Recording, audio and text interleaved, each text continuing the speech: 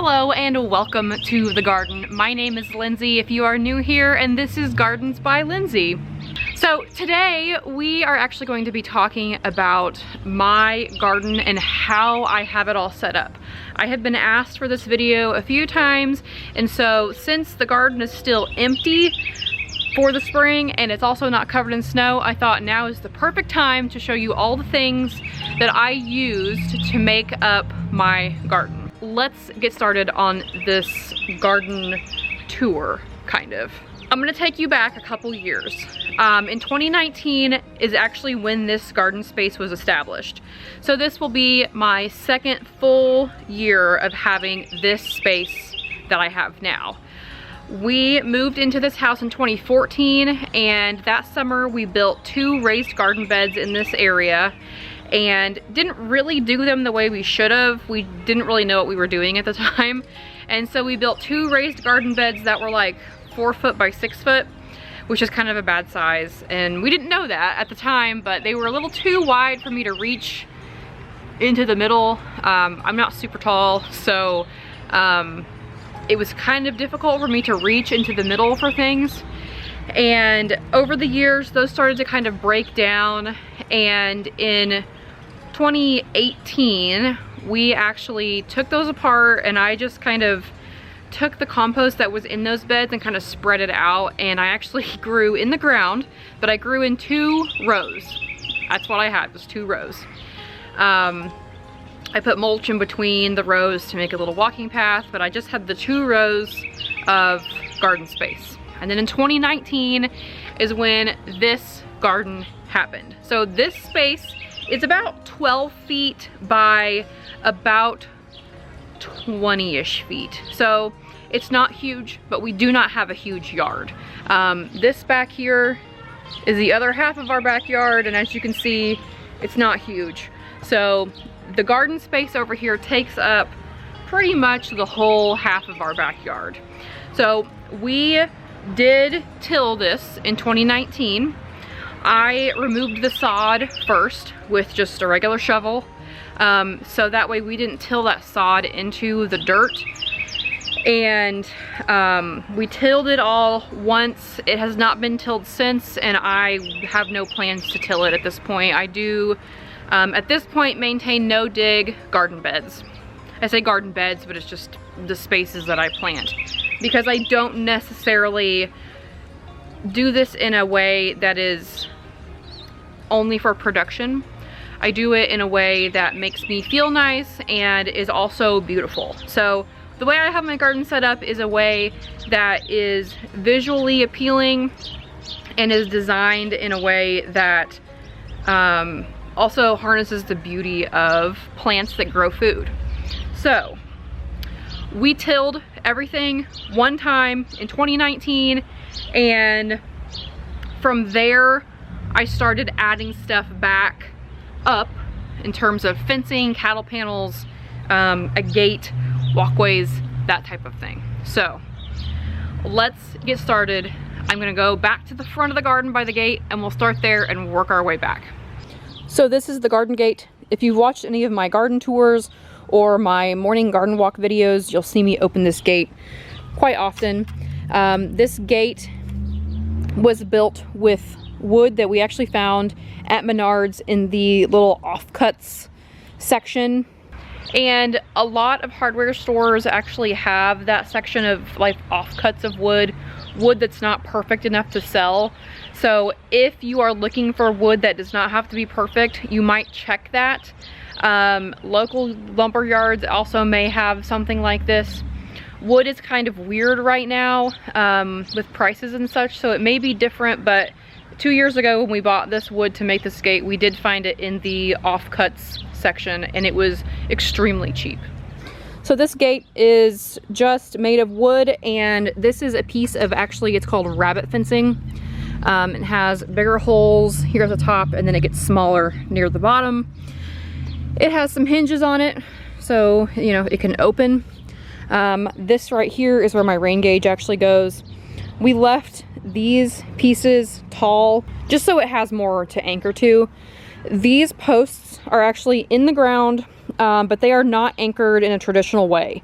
So because we are not going to live here forever, we actually bought some cheap flower pots, filled them with concrete, and then sunk these posts into the flower pots, let them dry, and then dug a hole, buried the flower pots here and here, and then attached the gate to it that way. So this gate is made just with a square frame and another square frame with a cross beam.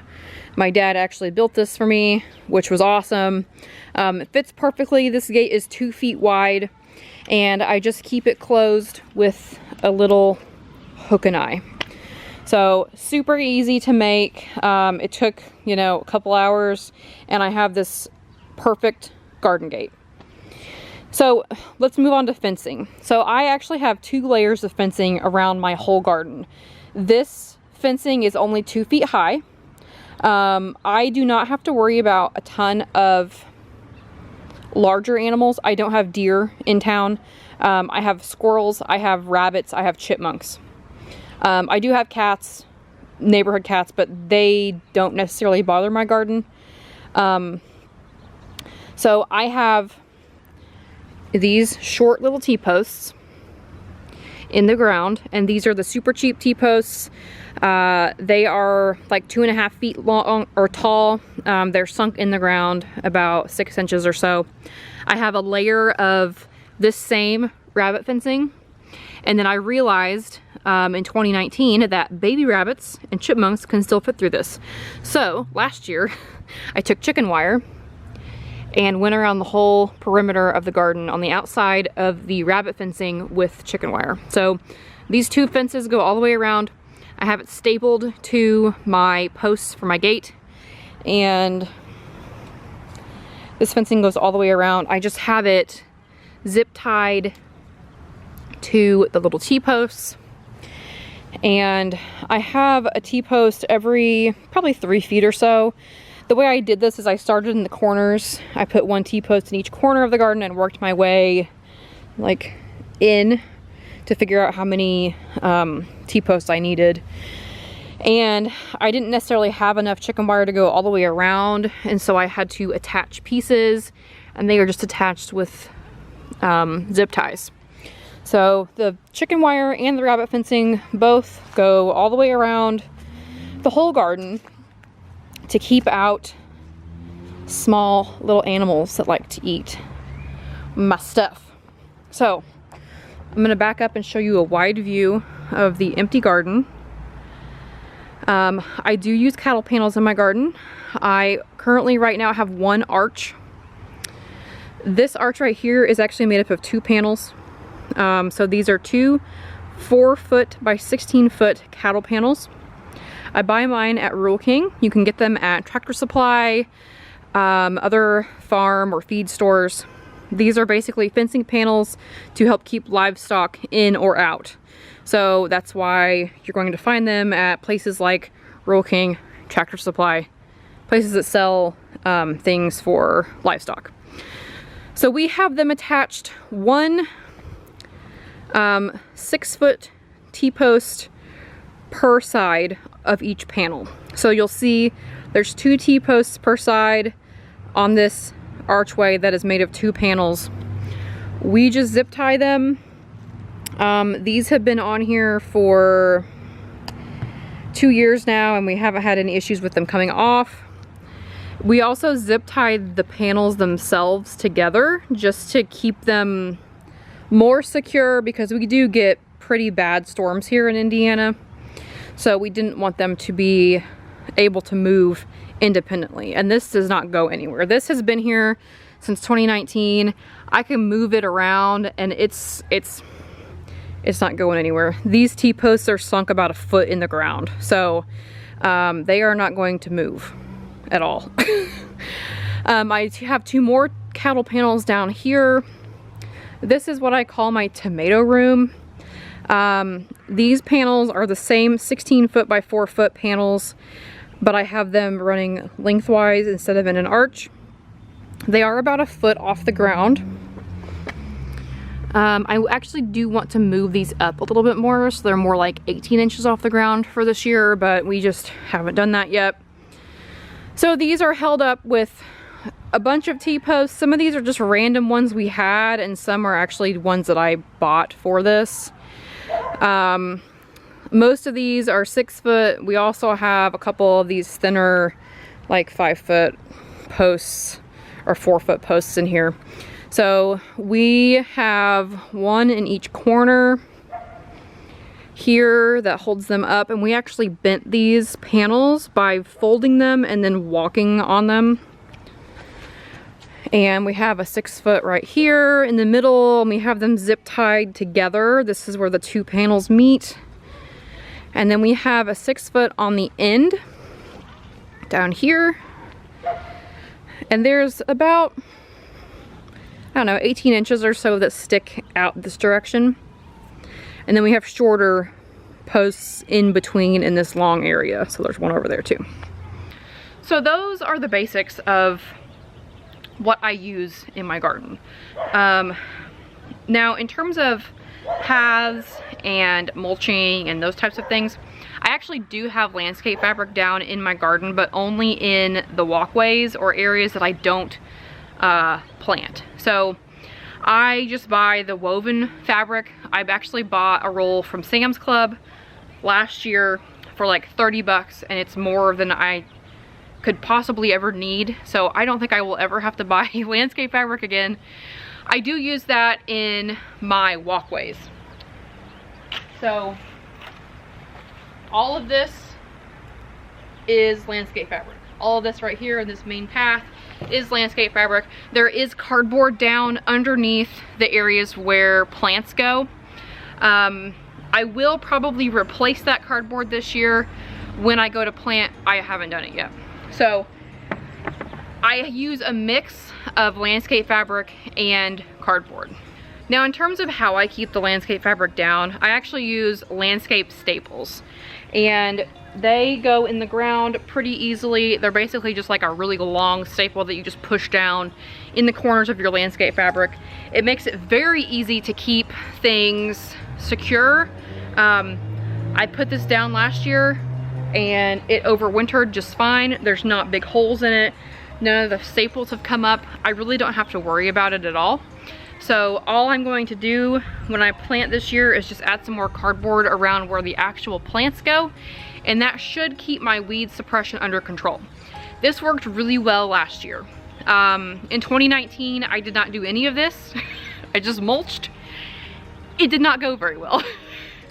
The garden was covered in weeds pretty much all the time.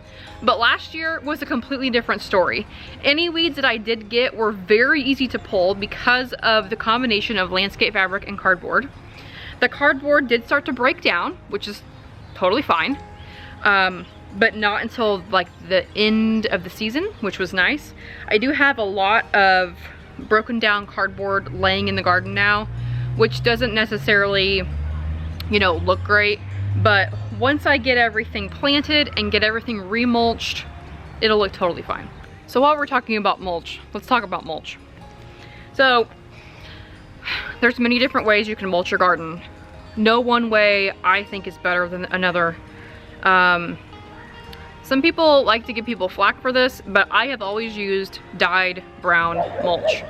That's just what I've always used. I've never had an issue with it. The dyes that they use are not necessarily like harsh chemicals because they don't kill your plants.